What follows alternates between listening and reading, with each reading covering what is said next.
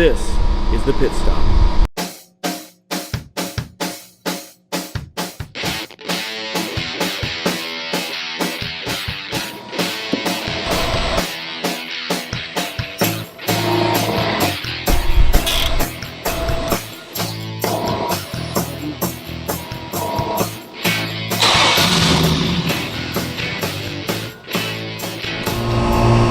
Hi, I'm Tom Pitt, and I'm an ASE Master Certified Automotive Technician and Automotive Technology Teacher at Hardin County Schools Early College and Career Center. Over the past decade, I've spent my time maintaining and repairing customers, students, family, friends, and even my own vehicles. Over the course of those past 10 years, I've learned lots of tricks of the trade, and I'm going to share those with you throughout this video series. Today, we're going to talk about tires, why they're important, and how to maintain those. Tires are the premier safety feature of any vehicle. You may not realize this, but the tires are the only thing separating your vehicle from the road. So now, we're going to take a look at what makes a tire a tire. Everyone uses them, but very few people know very much about them. Let's get tires. There are a lot of frequently asked questions about tires. Why are tires black? What do these numbers mean? And what are these little nubs on new tires? Let's talk about some of those now. Now these nubs around the outside of the tire, on a new tire, they're called vent spews. And their purpose is whenever a tire is molded from the inside and the outside, and the purpose of these is to force air out. And so when the air is forced out, they're forced out through these little vents.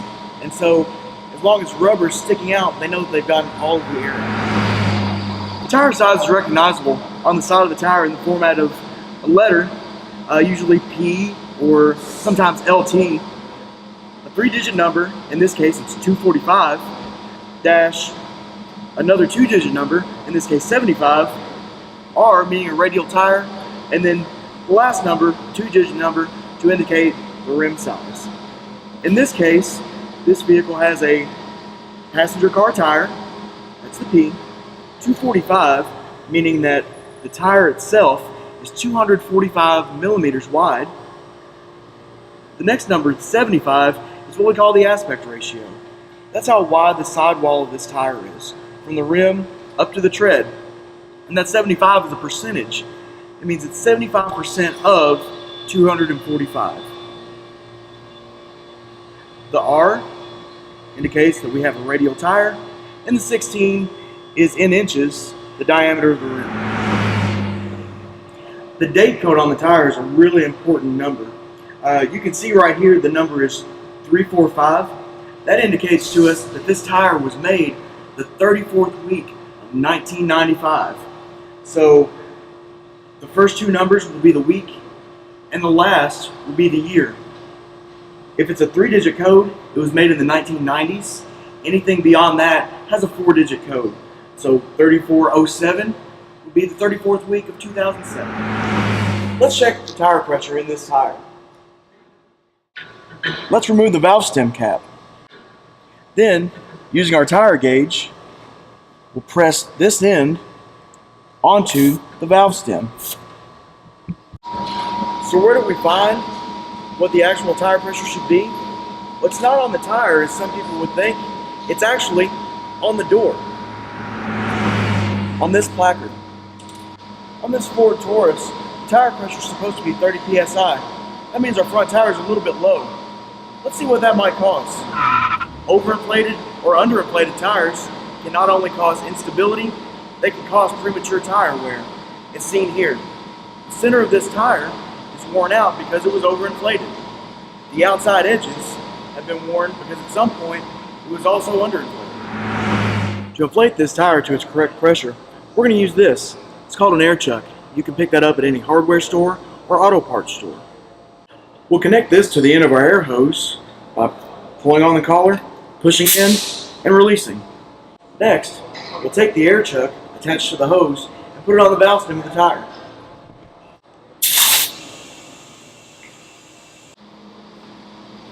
Be careful not to overinflate, because you can't really tell the tire pressure of a tire just by looking at it. Always check with the gauge.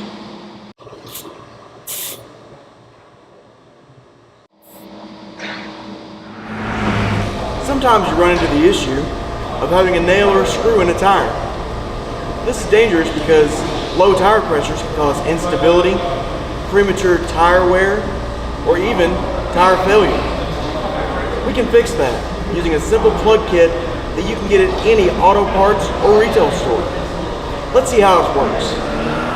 To plug a tire, we'll need a few things. We need an air chuck, which we talked about earlier, to put air in the tire.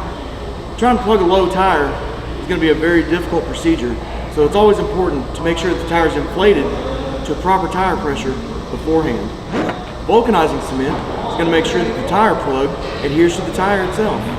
A reamer will clean out the hole that the nail, screw, or other obstruction was in so that the plug can have a clean place to seat from. The plugging tool and the plug will go in after the reamer, and we'll use a pair of side cutters to pull the bolt or nail out from the tire.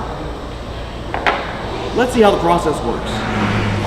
First, we use side cutters to remove the screw, nail, or other obstruction that's in the tread.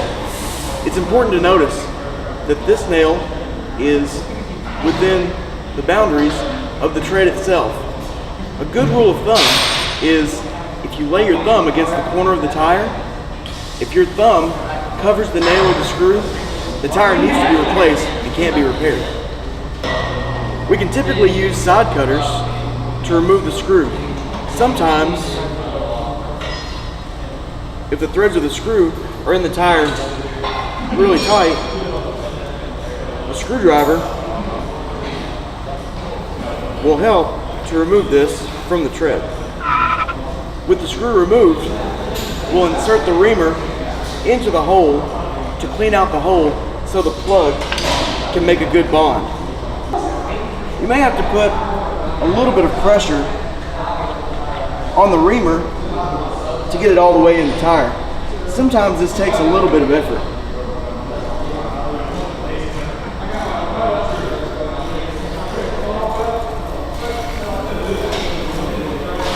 But it's an extremely important step in the tire plugging procedure.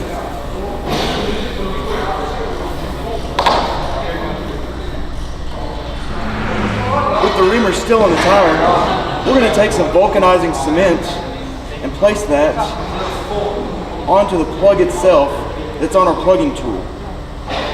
With the vulcanizing cement on our plug, we can remove the reamer and install our plug.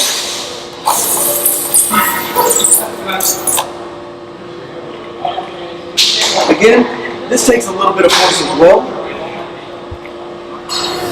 Once we get the plug in, we're going to twist that and then pull out,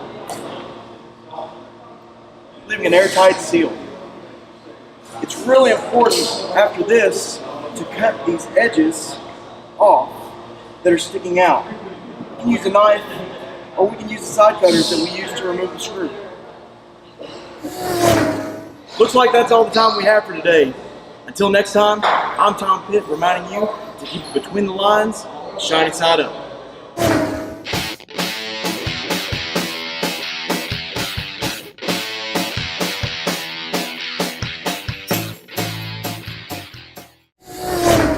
This is the Pitt Stop.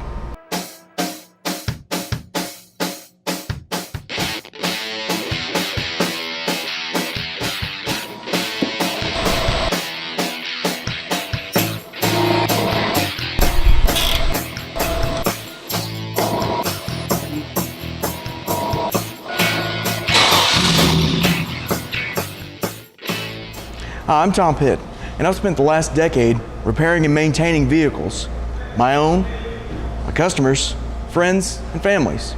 In this video series, I'm going to show you what you need to know to get things taken care of on your own vehicle safely, efficiently, and cost effectively. In this episode, we're going to be talking about lights, headlights, tail lights, turn signals, emergency flashers, and backup lights. All vehicles have headlights. They help you to see the road, and they also help you to be seen. Let's take a look at how these work. Now, we're using this van that's been wrecked and lots of parts from the front have already been taken off as a little bit easier way of us seeing the actual inside workings. To remove a headlight, you're going to remove fasteners or pins, depending on how the vehicle is made. Once the headlight assembly is out, you'll have one or more plugs in the rear. You push down on the clip and pull it out. Then your assembly can be taken out. Looking at the rear of the headlight assembly, you may have caps or rubber plugs around each light, the high beam and the low beam. To remove those, you'll twist and pull out, or just pull out depending on the style. On these, they've already been removed, so we can move on to our next step. Once the cover's been removed, to take the headlight bulb itself out, you're going to pull the plug. On some, they'll just twist out. On other styles, there's a spring that you have to push in and pivot out, and the bulb slides out. It's important to know not to touch the glass part of the bulb with your fingers, because the oil on your hands can cause the bulb to blow prematurely. This bulb also may be very, very hot from operation. Bulbs can reach temperatures exceeding 150 degrees Fahrenheit. And looking at this bulb, you can tell that the filament is still intact. On a bulb that's blown, you may see a dark spot, you may see a spot that looks like silver, or you may see the filament in 2 or more pieces. To reinstall the bulb, again, making sure not to touch the glass part of the bulb, we'll carefully insert this into the back. While holding tension on it, we'll push the spring back into place and make sure that that's secure. Don't forget the very important step of plugging the bulb back in once you're done. Fuses are parts in a vehicle that may cause electrical components not to work correctly or at all. Let's take a look at how to check fuses. First, we'll locate our fuse box. In this vehicle, it's under the hood on the driver's side. To gain access to this, we're going to remove the cover using the clips on either side. We'll set this aside and expose the fuses. We'll remove the fuse puller that most fuse boxes will have in newer vehicles, and we'll use that to clamp around a fuse, put tension on, and pull it out. The fuse box cover will often have a diagram on the inside to indicate which fuses control which circuits. The fuses are somewhat transparent, so you can see the filament as it goes from one side to the other. A fully closed fuse like this indicates that current can flow all the way through and the circuit should work correctly. A blown fuse will look to be in 2 different parts. It will have a break in between the left and right sides. This keeps electricity from flowing and kills the circuit.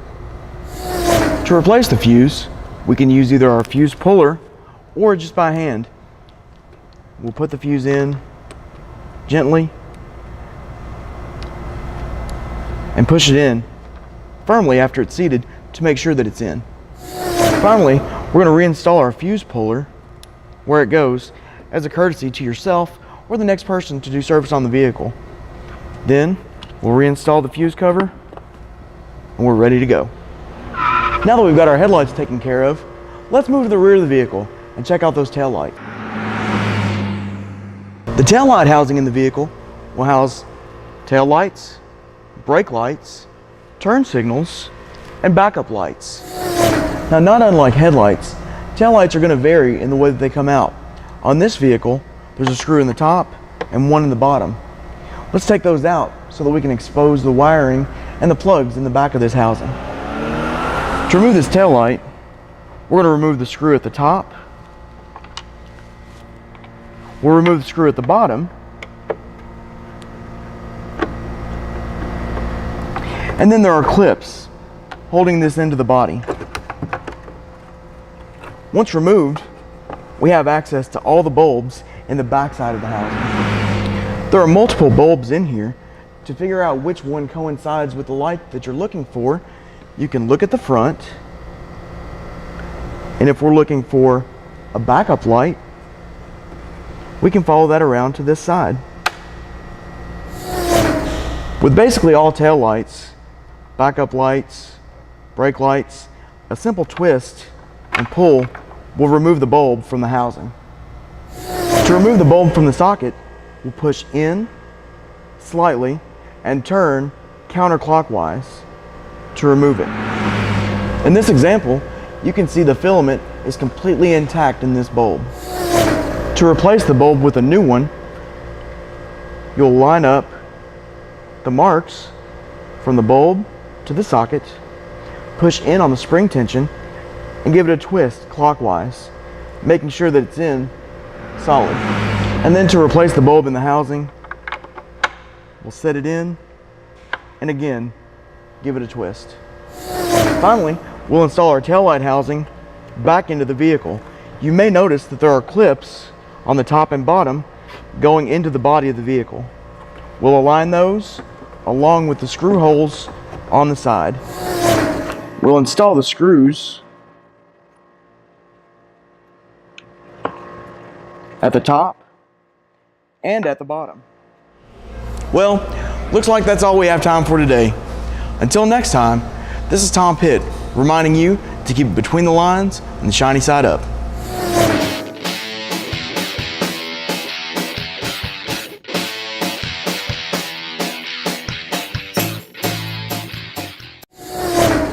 This is the Pitt Stop.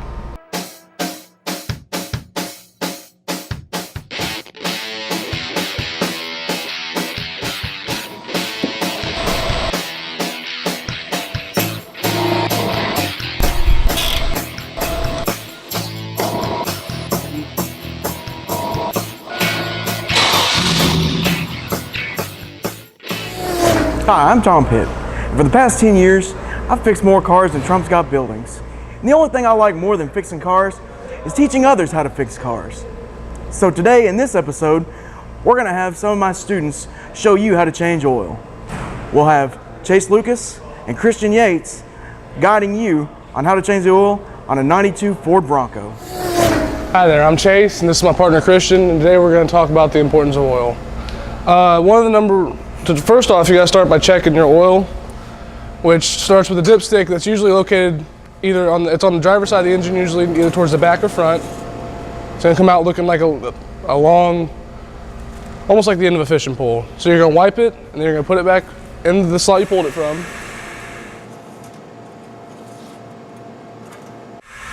And then when you pull it again, you're not going to want to touch the end. You want to see your levels. If you can see any metal shavings in there, you can see flakes usually.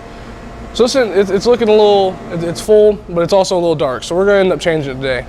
Some of the dangers of not changing is you can lock up your engine because that oil is not getting up into the cylinders or in between the piston and cylinders to really lube it up right. So it'll cause them to warp. When metal heats, it expands.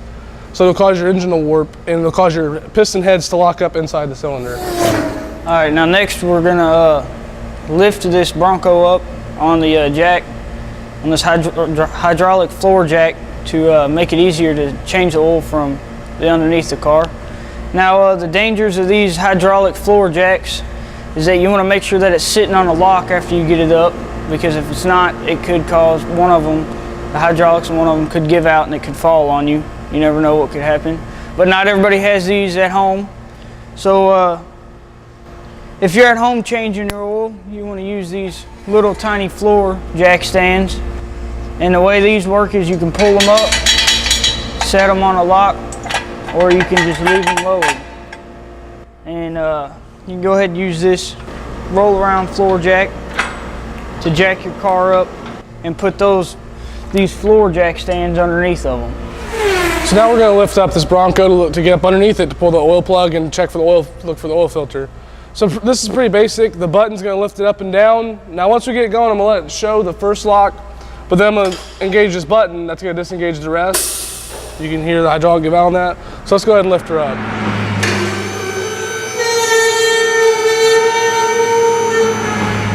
All right, now that we have her up in the air, you can see how we have this middle section cut out, so it's easy to get up underneath. So we can locate the oil plug, and my partner Christian can locate the oil filter.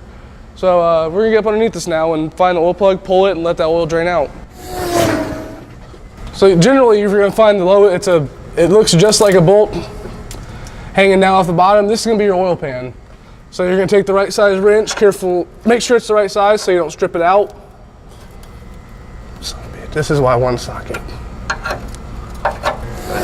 So you want to be careful while you're doing this because the oil may still be hot from running of the car. So generally you want to keep your hands back a little bit. You're going to want a rag handy just in case you do get it on your hands.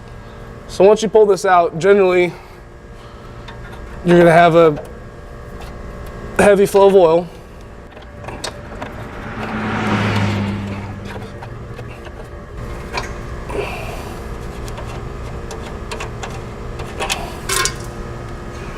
It's that easy.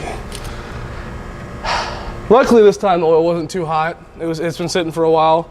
But you can see it's still a healthy brown color, as you can see on my hand. You don't see any metal shavings, which would usually be a good showing that you're warping your pistons and cylinders. So now we just gotta let this drain. I'm gonna hand over to my partner Christian to show where the oil filter is. While the oil is draining, I'm gonna show you where to locate the oil filter at. And the oil filter on this vehicle is right here. All right, now that the oil is drained, it's time to put the oil plug back in.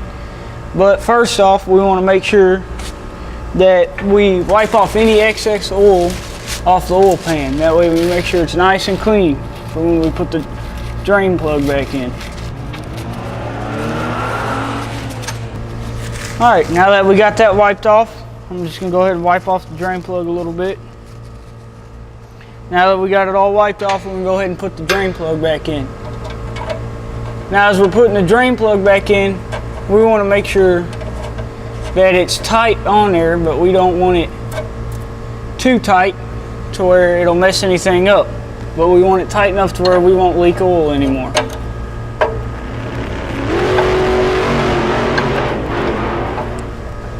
Alright, now that we're in the final stages of tightening it, we don't want to get it to where it's too tight to where we strip the edges off this bolt.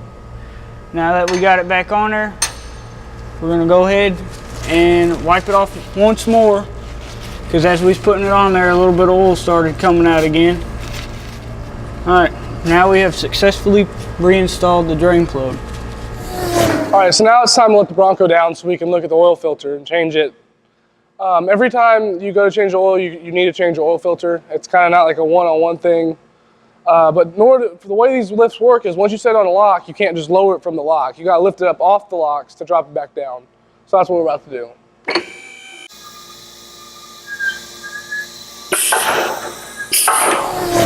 All right, now that we've got the Bronco successfully lowered, it's time to remove the oil filter. Now we're going to use this light right here to light up the area where the oil filter's at down here. That way it makes it easier to get to. Now most oil filters come off by hand, but if some don't, they got this tool called the oil filter wrench, and you just place it on here like so, and as you twist, it'll tighten. Usually they're placed a little awkwardly, and this is what we're looking at right now, except it's a white version.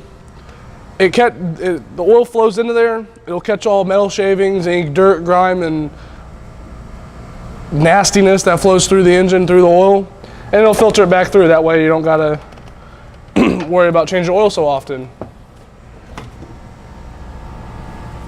So there's our old oil filter. And you can see it's done its job pretty well.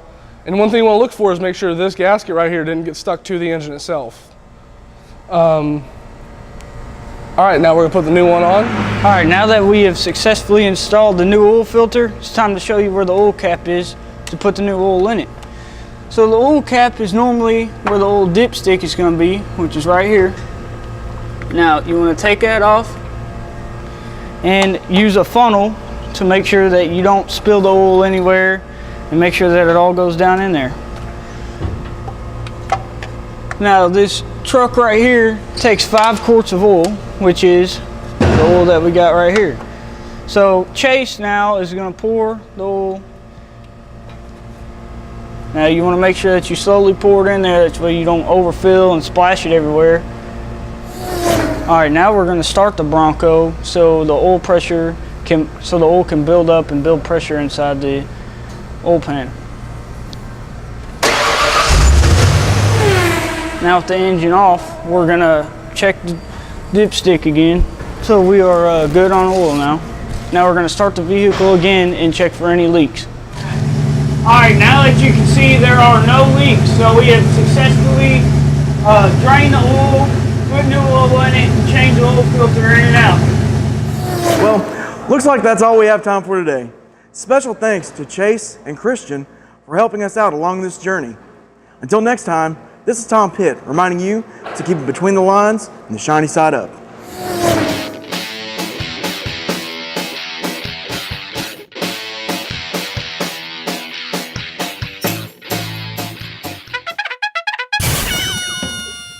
Hi, I'm Tom Pitt.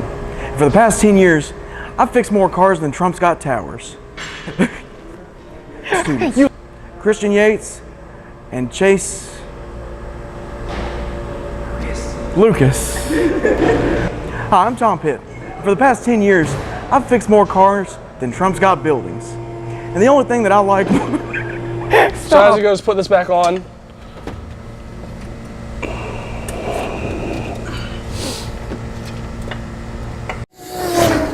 This is the Pitt Stop.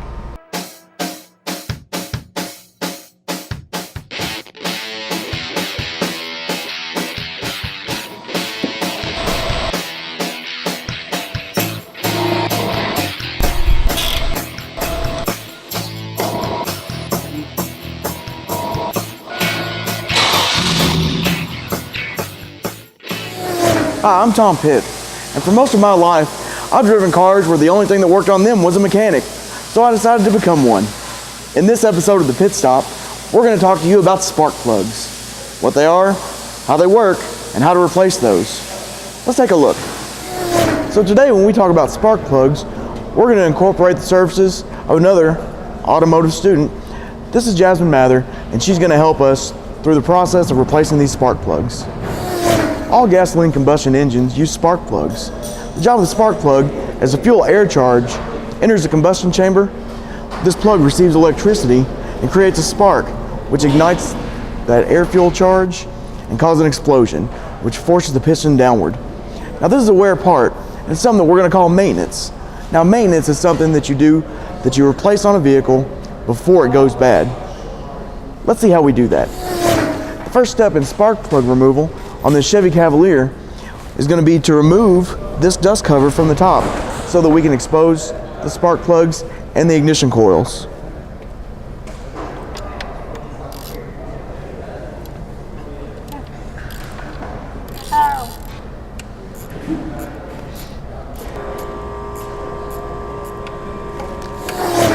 Before we remove this cover, we want to make sure that we disconnect any electrical connectors. In this case, we have one. So we can go ahead and take that off and pull this cover off.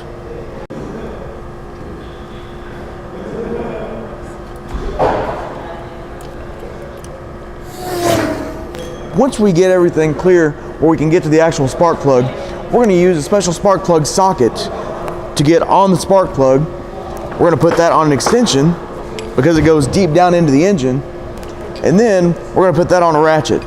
Now, this special spark plug socket is different because on the inside it's got a rubber grommet, and that holds on to the spark plug so it doesn't fall out. Most vehicles have the spark plugs down in the valve cover. Some vehicles actually have that on the side of the head instead of in the middle. In this case, we're going to use the spark plug socket to go down in the valve cover.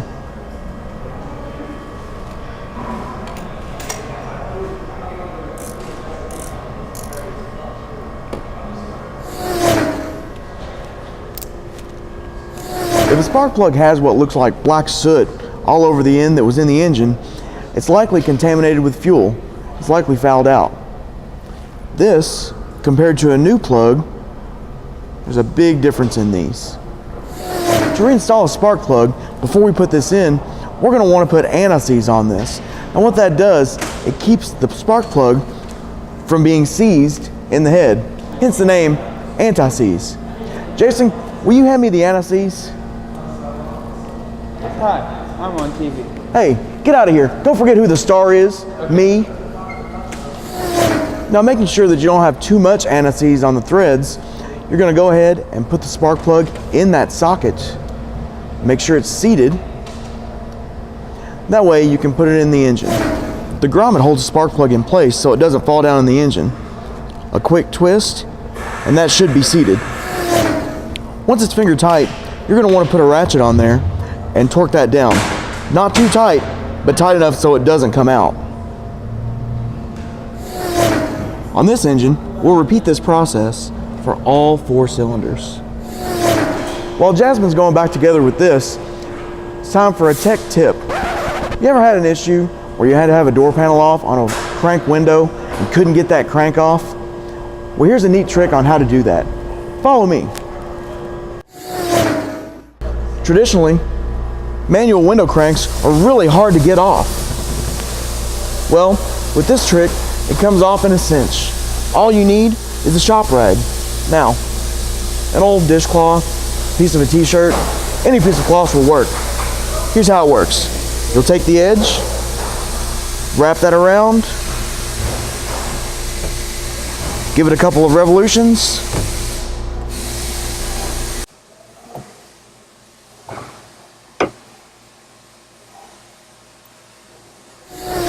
to reinstall on this tapered nub, you simply put in and push, and it's locked in place. Well, looks like that's all we have time for today. Yeah, I'm on TV again. Hey, get out of here. This is the Pitt Stop, not the Ballinger Stop. That's all we have time for today. Until next time, this is Tom Pitt reminding you to keep between the lines and the shiny side up.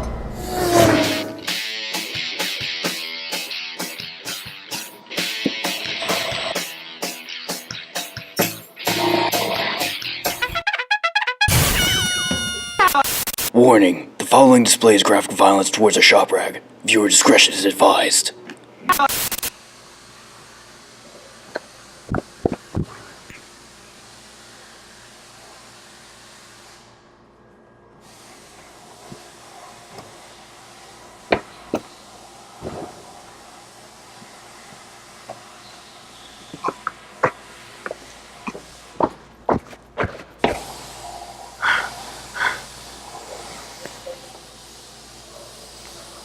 Cut. This is the Pitt Stop.